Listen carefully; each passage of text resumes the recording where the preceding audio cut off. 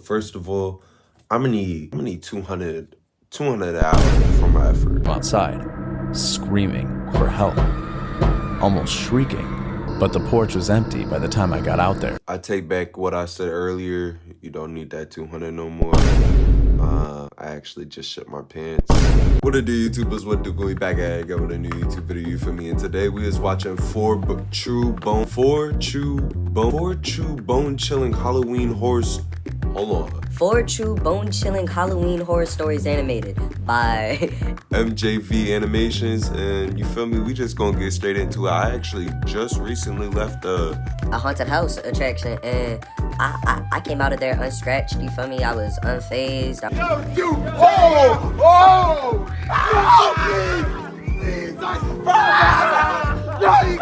wasn't scared at all. I didn't scream. You feel me? I was very composed, actually. I was making sure my friends around me were safe. Come on. Come on, buddy. I think Quan broke his ankle, bro. If I made sure none of them got injured, you feel me? Maybe they was a little too frightened. They was all screaming and whatnot. I was just... Shut your stupid... 285 viewers, and I got 10 subscribers off that video. Thank you so much. And I told you guys, if you came back after watching that video, you earned this. Matter of fact, let me give you the respect of seeing this. You earned this, man. Take that, man. If you want $1, just gotta click that subscribe button. I'm going... Hey, let's see if I embarrass myself. Comment down below if you subscribe, and I'll shout you out for the next video. Just let me know you subscribe, comment. Yeah, I subscribe. And next video, I'm gonna call your name, and you get this $1. Yeah, that, you feel me?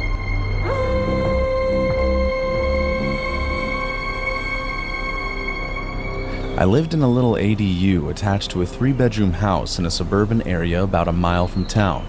It was always quiet, but there were a few families nearby, so I'd occasionally hear the kids playing soccer on the street. The family that owned the house was just a couple with a young daughter.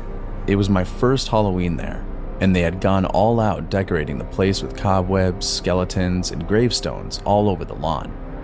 The daughter was really into Halloween. I heard her laughing and playing around with the decorations in the really impressive costume her mom had custom made. The family was going to go trick-or-treating until 8 and then spend the night with some friends after a party. And they asked me if I could stay in their house and pass out candy. They got those oversized Twinkies and Kit Kats and didn't want to lose their reputation as the best house on the block every Halloween. I agreed and hung out in their living room, watching movies on their huge flat screen and messing around on my phone. Pause. You want me to live in your home and pass out some candy? Since you got them king size, I know you got bread. Automatically. I know you got bread. So first of all, I'm gonna need 200 hours for my effort. Until 7, plenty of kids came to the door. It was actually fun seeing all the costumes. The parents in that neighborhood went all out. Eventually, the crowd died down, and nearly an hour had passed since anyone had come to the door. Just as I had nearly forgotten about the trick-or-treating, someone started to ring the doorbell a dozen times in a few seconds and pound on the door. I got up to check it out, and a kid's voice came from outside, screaming for help, almost shrieking. I ran to the door and opened it, but the porch was empty by the time I got out there. I stood there for a bit, looking around and trying to calm down, and decided to go back inside, assuming it was a pause. After that, I'm calling the owners of the house. Hey, I take back what I said earlier. You don't need that 200 no more. I actually just shit my pants. I'm gonna keep that 200. You don't gotta pay me for the rest of the night because I won't be staying here. You got it, man. You feel me? Cause like... prank. Stuff like that happens on Halloween, so I shouldn't have been too concerned about it. For the next hour, I wasn't able to pay much attention to the movies. I was still worked up over what had happened. Even for a prank, that kid sounded so desperate that it was hard to believe that they were acting. Later, another sound came from the door. Not knocking, but somebody's messing with the handle. I'd made sure to lock it so they weren't able to get in. I looked through the people and saw a middle-aged guy with dead fish eyes staring straight back at me. Or your costume, sir? I decided to open the door for him. I thought he might be lost or need some help.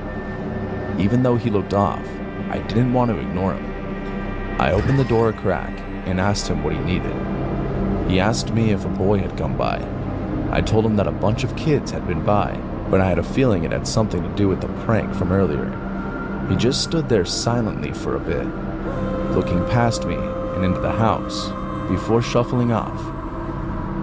I tried to let it go, but the guy seemed dangerous, so I locked up everything and went back to my ADU to get some sleep. When I walked out of the main house, I heard things being moved around near my place. I ran over and found the door to my ADU open and heard banging as someone threw my stuff around. There was an axe near the firewood, so I grabbed it and snuck up. Through the window, I saw the man from earlier tearing apart my place. He kept shouting the name Jake and saying he knew that he was hiding there.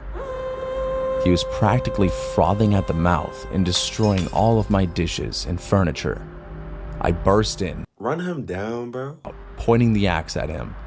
The man immediately sprinted off, bailing through my back door and disappearing into the woods. While I called the police, I heard a kid crying from under my bed. He crawled out, and I kept him company while the police came. The freak had been after that kid since he got separated. Pause. Hey, little bro.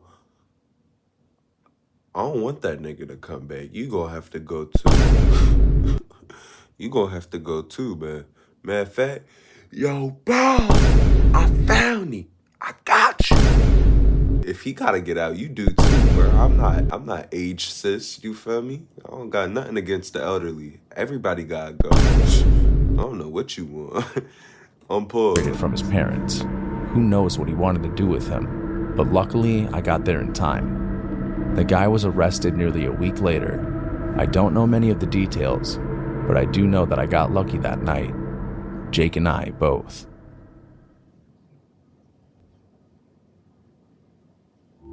I was 13 when it happened. Halloween, the night I learned that some strangers are more than just strange. At the time, my best friend Ryan invited 2 other friends and me over for a sleepover after some trick-or-treating. His neighborhood was The animation is nice. a quiet cul-de-sac with sidewalks lined with leaves and woods pressing up against the backyards.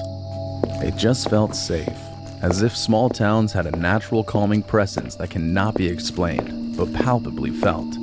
We tore through the streets, laughing and racing from house to house in our costumes. Our plastic pumpkins sagged with candy. By the end of the night, we had already begun discussing which pieces we'd trade back at Ryan's when we arrived at the last house on the street. The house was different from others. The shutters hung crooked, and the paint peeled down from the siding. The porch light flickered weakly, barely holding on for dear life, but the bowl by the door was empty, so Ryan decided we'd knock. A pause, then the door creaked open. A tall woman leaned out. Her hair tangled, her skin sallow, and the sour smell of smoke clinging to her, Joe said the sour smell. showing her yellowed teeth. "You kids shouldn't be out so late," she said, You right. I'm going home. something wrong. We shifted nervously at the sound of her voice. Something about it wasn't right. Ryan broke the silence, asking, "Do you have any candy? Do you have any candy?"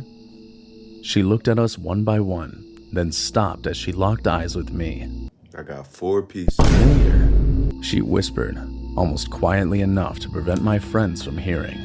Her lips trembled like she wanted to say more, but she bit her tongue. Second she say you look familiar, I'm gonna be like, alright guys, that's not the house. That's not the house for me. I'm cool on this one. We can get another one. I'm actually getting a little scared. I don't like horror stuff, by the way. I just realized that scary stuff does good for this channel, so I'm here. And then she disappeared inside.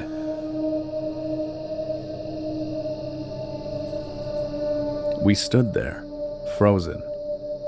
She came back, carrying a shoebox with a few melted chocolates, some loose buttons, and a grimy teddy bear keychain. "Take something," she urged us, holding it out as if we were supposed to trust her. "Keep it," she gestured. We paused. Man, I Ryan promise you I'm was the first to speak, vocalizing the hesitancy we all felt. "We're actually good, thanks."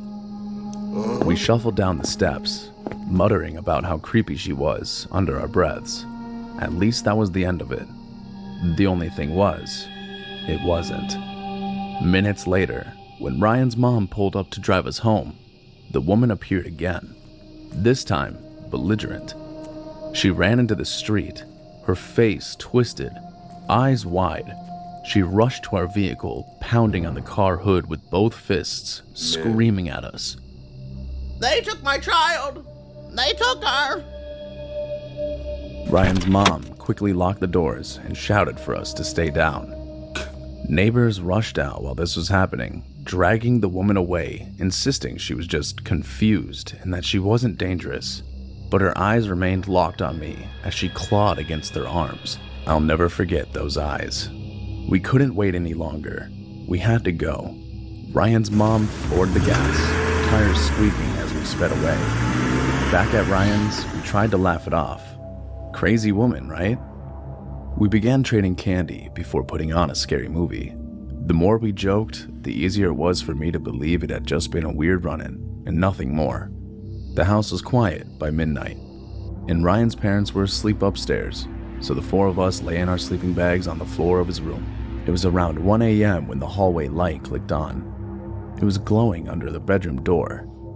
"Your parents?" I whispered just audibly enough for Ryan to hear. Ryan shook his head.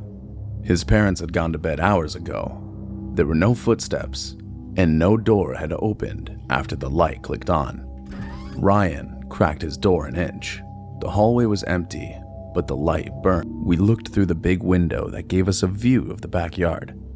There was a figure standing in the rain. I'm scared.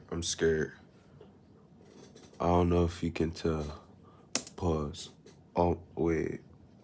I don't know if you can tell, but like, I'm crying. There's a tear right there. It's not for me, man. Dropped. It was her. The woman who seemed to foam at the mouth at the sight of me. She didn't move in the rain. When she realized we had spotted her, she bolted into the darkness. On my mama, we gotta move. Not good. We scrambled, locking every door and pushing a chair against the back one. Smart. We waited for her attempts to break in, but nothing happened. None of us could sleep after what we had just seen. Every creak of the house was a reminder that she might be inside. We sat up, wide-eyed and alert. By the time morning came, Ryan's mom had us sit at the kitchen table. We could hardly say a word and only played with our food. She looked pale too, with dark circles under her eyes. "I didn't want to scare you last night," she said slowly, as if she were processing what she was telling us as she said it. "But I woke up and I thought I saw somebody standing over my bed. What? It looked like a woman. When I blinked and rubbed my eyes, she was gone." And that's when the room fell silent. We told her nothing about the woman being outside the window. We couldn't. We were still paralyzed with fear, and we didn't want to confirm her account was real. We didn't have the heart to tell her. We barely ate our breakfast.